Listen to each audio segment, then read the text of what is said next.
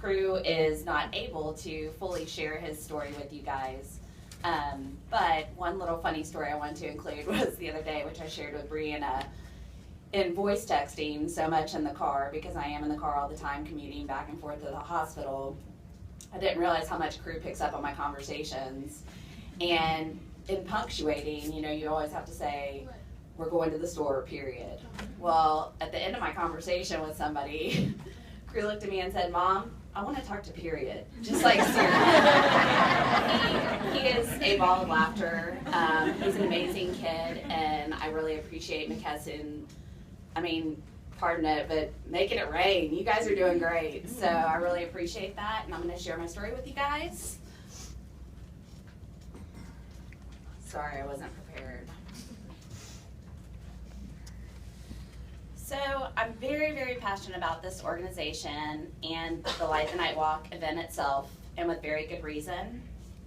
15 months ago, one word at Texas Children's would change my life forever: leukemia. Although very familiar with cancer, I've lost a grandmother to lung cancer, a grandfather to esophageal cancer, a stepdad to pancreatic cancer, an aunt to ovarian cancer, and as if becoming the parent of a child with cancer wasn't hard enough, I lost a parent to lung, stomach, and throat cancer. Just 4 short months after Crew's diagnosis with leukemia, my dad passed away. It's absolutely crazy to me to think that both my husband and I, Kyle, were very clueless as to what leukemia really was. I'd even volunteered for months with MD Anderson, ironically spending most of my time on the leukemia and lymphoma floor. And now, here we were with the disease thrown right in our lap, and felt helpless. Thankfully, our little beast over there was born ready to take on his biggest opponent yet. Many people ask us, what were the symptoms Crew was having that prompted you to have his blood work done? There was a large amount of bruising on his legs that wouldn't heal, constipation, an eerie gray tone to his skin, a lack of appetite, a swollen abdominal area, but most revealing, an incessant amount of cries for mommy that would haunt me throughout the day. Keep in mind, I was thinking Crew was anemic, not leukemic. After enduring all these symptoms for about 2 weeks, we scheduled a visit with our pediatrician and basically demanded blood work for Crew, especially since she had only diagnosed a simple ear infection. Crew had had 5 ear infections prior to this one, but we had never seen him like this. There were not enough technicians that week for a pediatric blood draw, so his tests were postponed until July 10th. The week prior to the 4th of July, Crew seemed extremely lethargic, and those cries for mommies became more frequent. Something didn't sit right that July 2nd. We took him up to Quest, and I conveyed my discomfort with waiting another 8 days to do his blood work, especially with the holiday upon us. Thankfully, they were able to handle the testing. Again, leukemia was not even a consideration. His results would prove otherwise, and this is where our story began. Friday, July 3rd, 2015, Crew's 2.5-year-old birthday. We received a call from a doctor with Quest asking us to make a trip to Texas Children's in the medical center. There were some numbers they wanted to retest, and with the holiday weekend, felt Texas Children's was the only facility capable of turning around the numbers in a timely manner. I remember walking into the ER.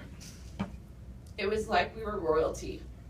No long wait and a limited amount of paperwork. In hindsight, this is because they all knew, and we were oblivious. Within the hour, we demanded an explanation as bags of blood were being brought in and teams of doctors were preparing for something. A doctor finally came in our room and told us, I know you're not going to like what I have to say, but there's a 95% chance your son has leukemia. With a hemoglobin of 1.8, white blood cell count of 108,000, enlarged spleen, enlarged liver, and 80% leukemic cells in his peripheral blood. There wasn't much time to think about our situation. It was time to react. We were lucky our child was still breathing, and doctors were amazed that Crew had even walked into the hospital on his own. In a few short hours, we were on our way up to the pediatric intensive care unit. All 3 of us curled up in a cot. Kyle and I could not keep our hands off of him. It was comforting just to feel the small of his back rising and falling with each breath. Machines, nurses, doctors, constant beeps. The sense of urgency alone was terrifying. And I think in the back of our minds, Kyle and I thought we were going to lose crew. However, we woke up that morning after a long night of multiple blood transfusions, and our little boy was back into action, smiling and dancing to Pitbull with an IV in each arm. There was absolutely no way we were going to lose him. From this point on, we united in strength as a family to kick leukemia in the face. Later in the week, the doctors determined that Crew had acute lymphoblastic leukemia, commonly known as ALL. Given his age and diagnosis, we were told that Crew's likelihood of remission was extremely high. The chemotherapy began very quickly, and so did Crew's response. After only 8 short days of treatment, the leukemic cells in his peripheral blood had diminished completely, but his battle wouldn't stop there. His treatment plan would be a minimum of 3.5 years. Still moving on adrenaline and caffeine, we didn't have much of an idea what that would be like for our family. The past year has been filled with an infinite number of commutes to the hospital, infusions, lumbar punctures, dressing changes, hospital stays, an endless amount of medications, another endless amount of medications for reactions from those medications, pokes, pricks, hair loss, numbing cream, surgical procedures, vomit, blood, and platelet transfusions. But by far, the worst part has been watching our child be the one to endure all of this.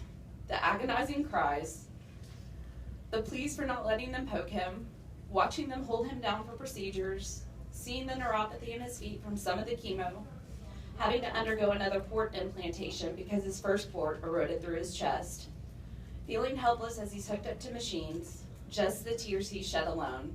As a parent, we would do anything to trade places with him.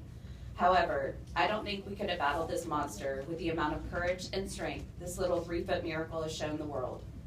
We have watched that 2.5-year-old boy become quite the 3.5-year-old man this past year. Spending so much time at the hospital has truly made Kyle and I realize that we are very blessed. While saying goodbye to leukemia has been a challenge, many parents we've met have said goodbye to their children.